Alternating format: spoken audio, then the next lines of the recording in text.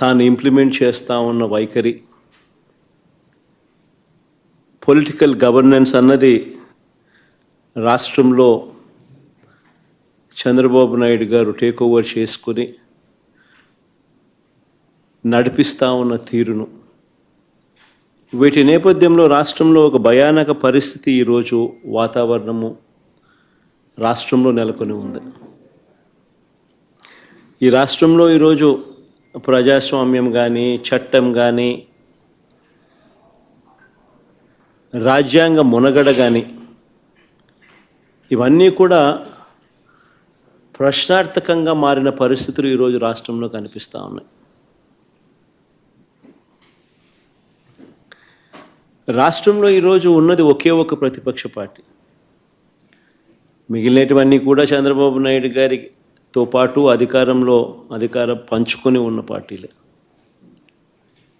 TDP అయినా, BJP అయినా,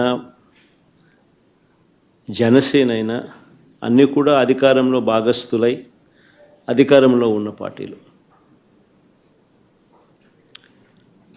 రాష్ట్రంలో మిగిలి ఉన్నది ఒకే ఒక్క ప్రతిపక్ష పార్టీ, వైఎస్ఆర్ కాంగ్రెస్ పార్టీ. ఈరోజు ప్రజలకు ఏ కష్టం వచ్చినా కూడా పలుకుతూ ఉన్న పార్టీ కూడా ఒక వైఎస్ఆర్ కాంగ్రెస్ పార్టీ.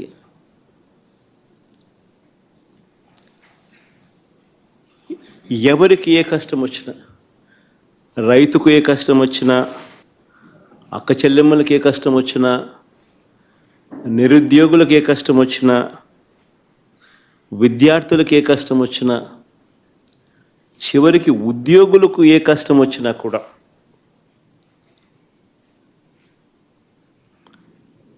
ఇదే కాక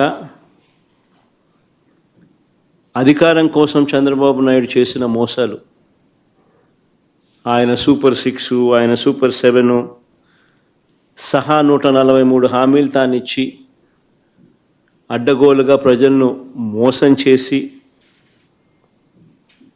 అడ్డగోలుగా తాను పరిపాలన చేస్తూ ఉన్న ఈ సంవత్సర కాలంలో తన మోసాలను ఎండకడుతూ తనను ప్రశ్నిస్తూ ఉన్న పార్టీ కూడా ఒకే ఒక్క వైఎస్ఆర్ కాంగ్రెస్ పార్టీ మాత్రమే.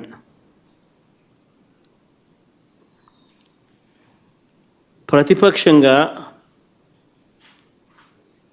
ఒక పార్టీ ఉన్నప్పుడు ఆ పార్టీ ప్రజల అభిప్రాయాలను సమీకరించడం, ప్రజలకు సంఘీభావంగా వారితో పాటు గొంతు కలపడం,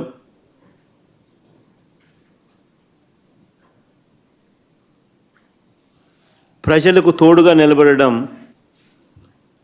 చేయాల్సిన ధర్మం కూడా ప్రతిపక్ష పార్టీదే.